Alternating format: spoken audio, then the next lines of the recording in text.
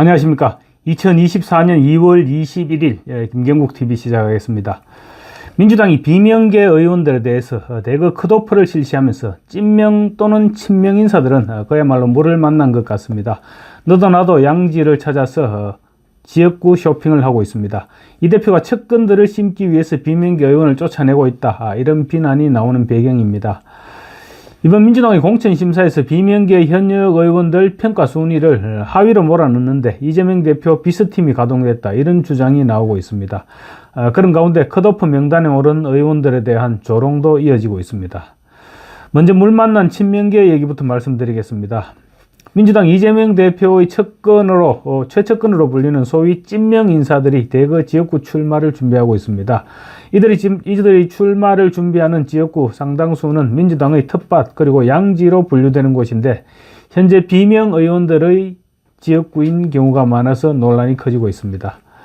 이 대표에게 임명장을 받은 당대표 특보들 그리고 이재명 대표의 대장동 사건을 비롯한 각종 재판에 변호를 했던 변호사들, 이들이 대표적입니다. 안태준 전 경기주택도시공사 사장 직무대행은 임종성 의원이 불출마한 경기 광주을 출마를 선언했습니다. 경기 광주을에는 지난 대선 당시 이재명 대표의 정무특보단장을 지낸 문학진 전 의원이 오랫동안 준비를 해온 지역입니다. 그런데 얼마 전 문학진 전 의원은 이재명 대표로부터 직접 전화를 받아서 형님이 꼴찌를 했습니다 라는 말과 함께 불출마를 종용받았습니다. 지금 강력히 반발 중이죠. 문 전 의원은 이 대표의 최측근 정진상의 친구인 안태준 특보를 전략 공천하기 위해 이 대표의 비선이 나섰다, 이렇게 주장하고 있습니다. 성남FC 불법 후원금 사건으로 수원지검 성남지청에서 조사를 받을 때 유일한 변호인으로 입회했던 박균택 전 광주고검장은 이용빈 의원의 지역구인 민주당의 텃밭인 광주 광산갑을 지역구로 선택했습니다. 정진욱 전 이재명 대표 대선 캠프 대변인은 역시 안방인 광주 동남갑 윤영덕 의원과 경선을 치르고 있습니다. 진석범 전 경기복지재단 대표는 이원욱 의원이 탈당한 경기 화성을, 그리고 김문수 전 경기도 신용보증재단 이사는 소병철 의원의 지역구인 전남 순천 광양 곡성 구례갑에, 또 이건태 변호사는 김상희 의원 지역구인 경기 부천병에 출마를 선언했습니다. 한결같이 민주당의 양진 지역입니다. 성남시와 경기도에서 이 대표와 함께 일했던 인사들도 주로 비명계 의원 지역구를 중심으로 출마를 노리고 있습니다. 경기도 청년비서관 출신인 모경종 전 당대표실 차장은 신동건 의원의 지역구인 인천 서구을, 이현욱 전 경기주택도시공사 사장은 불출마를 선언한 이탄희 의원 지역구인 경기 용인정, 임진 전 경기도 시장상권진흥원 원장은 김진표 국회의장 지역구인 경기 수원모에 나섰습니다. 또 천경배 전 성남시 대외협력팀장은 서삼숙 의원 지역구인 전남 영암무안 신안, 이재강 전 경기도 평화부지사는 김민철 의원의 지역구인 경기도 의정부을을 노리고 있습니다.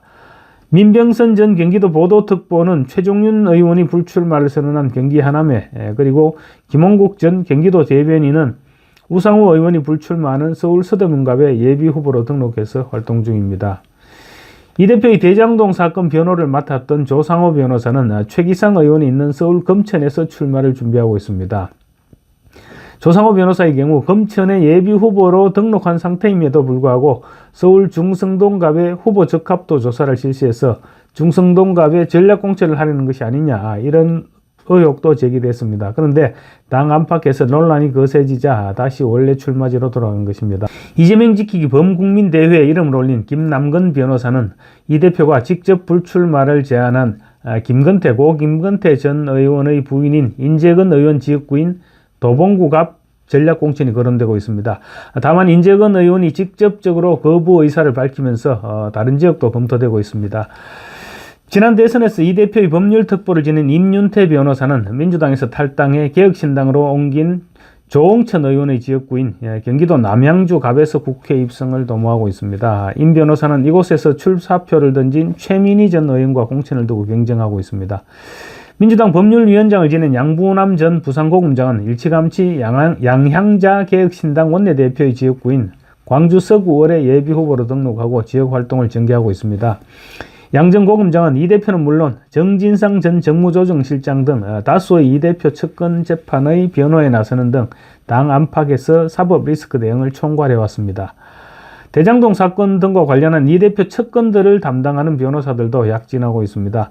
정진상 전 당대표 정무조정실장의 변호인인 김동아 변호사는 홍기원 의원의 지역구인 경기도 평택갑, 그리고 김용 전 민주연구원 부원장 변호인인 김기표 변호사는 비명계 중진 서른 의원의 지역구인 경기 부천을 출마를 선언했습니다. 중앙당이 지난 주말 설훈 의원을 빼고 김 변호사 등만 넣은 채 여론조사를 실시해 현역 의원 20% 컷오프를 앞두고 비명계 공천 학살을 본격화하는 것이 아니냐, 이런 의혹이 불거지기도 했습니다. 이들 가운데 아마 상당수는 공천장을 거머쥐게 될 것입니다. 그리고 대부분의 민주당 텃밭이라는 점에서 배지를 달 확률도 높아 보입니다. 이러니까 이 대표의 사천이라는 말이 나오지 않을 수 없는 것입니다. 이들이 국회로 들어오면 이 대표의 든든한 호위무사가 될 것입니다. 한편 현역 의원 평가 하위 그룹으로 내몰린 비명계 인사들에 대한 친명 인사들의 조롱도 당사자들을 분노케 하고 있습니다. 이재명 대표실 김지호 부실장은 김명주 국회 부의장이 하위 20% 통보를 받고 탈당을 선언하자 많이 아쉽다. 그런데 앞으로는 부디 마음 편히 지인들과 함께 일본 여행 다녀오시라, 이렇게 했습니다. 민주당이 후쿠시마 오염수 공세를 할 때 김 부의장이 일본 여행을 가려고 준비하던 문자가 본회의장에서 포착돼 곤혹을 치렀는데 그걸 조롱한 것입니다. 또 직접적인 조롱은 아니지만 이 대표가 페이스북에 올린 글도 비명계 인사들을 분노케 하고 있습니다. 이 대표는 김영주 부의장이 탈당을 선언하자 페이스북을 통해 제가 참 존경하는 분으로 내가 주관적으로 평가했으면 분명히 좋은 평가였을 것이다. 하지만 민주당은 시스템으로 움직이는 정당입니다. 이렇게 적었습니다. 민주당 공천이 시스템으로 이루어지는 것이 아니라는 점 모든 국민이 알고 있는 사실이죠. 이 대표는 이어 떡잎 노론을 거론하면서 불만이 있겠지만 이를 두고 친명 반명으로 갈라치기 해서는 안 된다라고 말했습니다. 비명계 인사들만 잡초 뽑아내듯이 뽑아내고 있으면서 저런 말을 하면 당사자들이 어떻게 믿을 수 있겠습니까? 조롱이나 다름없는 말이죠. 이러니 이재명 대표에 대해서도 이번 공천이 친명 사과나무 심기 전략이다, 이런 조롱 섞인 비판이 나오고 있습니다. 미당 서정주 시인의 시 국화옆에서를 빗대어 한 그루의 찐명나무를 심으려고 봄부터 소쩍 새는 그렇게 오르나 보다, 이런 조롱이 나오는가 하면 스피노자의 명구를 이용해서 내일 민주당이 종말이 오더라도 오늘 한 명의 친명을 심으리라, 이런 말까지 나오고 있습니다. 다음으로 비명계 의원들을 현역 의원 평가 하위 그룹으로 몰아넣는데 이 대표의 비선그룹이 작용했다, 이런 의혹이 제기되고 있습니다. 당 공식 기구도 아니고 비선팀이 이 같은 활동을 했다는 것은 충격적이 아닐 수 없으며 민주당은 지금 이 대표의 비서진까지 권력을 거머쥔 이재명의 왕국이 되어버렸다는 사실이 지금 입증되고 있는 것입니다. 한동훈 비대위원장이 최근 들어 얘기를 했죠. 정진상의 옥중 공천이다, 이렇게 말했는데 정진상은 지금 거주제한 상태에서 가석방 중이기는 하지만 한 위원장의 말이 맞아떨어지고 있는 것입니다. 조선일보에 따르면 민주당의 한 비주류 중진 의원은 이 대표의 오랜 자문그룹의 좌장격인 인사가 지난해부터 여의도에 사무실을 두고 현역 의원 평가에 관여했다. 이른바 반명, 비명 그룹을 정해놓고 현역 의원 평가 하위 그룹에 몰아넣을 계획을 짰다, 이렇게 주장했습니다. 당 안팎에서는 이 대표와 가까운 이한주 전 경기연구원장이 각종 영향력을 행사하고 있다, 이런 말이 나오고 있습니다. 이 전 원장이 이 대표의 대리인격으로 활동하고 있다는 것입니다. 이 전 원장은 최근까지 비명계 현역 지역구에 출마하는 친명 예비 후보들의 후원회장을 맡았는데 이는 친명 인정 논란으로 이어지기도 했습니다. 또 현역 의원 평가를 맡은 선출직 평가위원장인 송기도 전북대 명예교수는 대선 당시 이재명 대표의 대선 후보 직속 균형발전위원장을 맡은 바 있습니다. 민주당의 현역 의원 평가 하위 20% 명단에는 비명계가 압도적 다수로 많은데요. 이 사람들이 영향력이 있었던 것으로 전해지면서 내분이 지금 거세지고 있는 것입니다. 확률적으로 볼 때도 하위 20%의 거의 대부분이 비명계가 차지할 수는 없는 노릇입니다. 그래서 보이지 않는 손이 개입했다고 보는 것이 합리적인 의심일 것입니다. 이재명 대표로부터 직접 불출마를 종용하는 전화를 받았다고 주장하는 문학진 전 의원은 정진상 전 당대표 정무조정실장을 비선 조직의 핵심으로 지목했습니다. 대장동 사건과 관련해서 재판을 받고 있는 정진상 씨는 지금 보석으로 풀려나서 주거 제한을 받고 있는 상태입니다. 그래서 이 대표 등 사건 관련자들과 연결하는 것도 금지되어 있습니다. 그럼에도 불구하고 정진상이 대포폰을 사용해서 통화를 하고 사람들을 만나고 있다면 그렇다면 심각한 상황이 아닐 수 없습니다.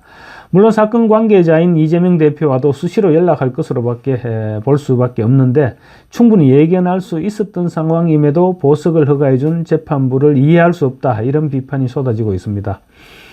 이 대표가 경기도지사 시절 경기도청 비서관을 맡는 등 이 대표의 오랜 측근인 김현지 보좌관이 공천 과정에서 실세 역할을 하고 있다, 이런 얘기도 나옵니다. 김현지 보좌관은 지난해 검찰이 이 대표에게 소환장을 보냈을 때 이 대표에게 전쟁입니다, 이런 문자를 보냈던 장본인입니다. 당 관계자는 핵심 회의에 참석하는 김 보좌관이 공천 내용도 상당히 인지하고 있어서 보좌진들이 그와 선을 닦기 위해서 혈안인 상황이다, 이렇게 얘기했습니다.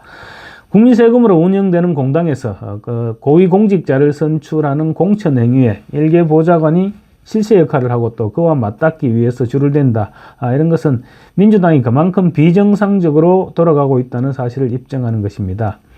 물론 이 대표 측은 공천과 관련해서 공천기구 이외의 어떤 모임에서도 논의가 이루어진 바가 없다, 정진상 전 실장 역시 연락한 지 오래됐다, 이렇게 주장하고 있지만 이 말을 믿을 사람이 과연 몇 사람이나 있을까요? 이 대표는 법정에서까지 당시 구속 재판 중이던 정진상을 한번 안아보고 싶다, 이렇게 판사에게 부탁해서 안아줬던 사람입니다. 하물며 보석된 상태에 있는 정진상과 이재명이 연락을 하지 않는다, 어떤 국민이 믿을 수 있겠습니까?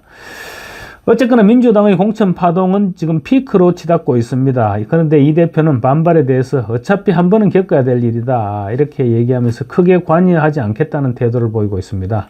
공천에서 탈락할 위기에 처한 민주당 현역 의원들이 어떤 태도를 보일지 아마 늦어도 이달 내로 판가름이 날 것으로 보입니다. 감사합니다.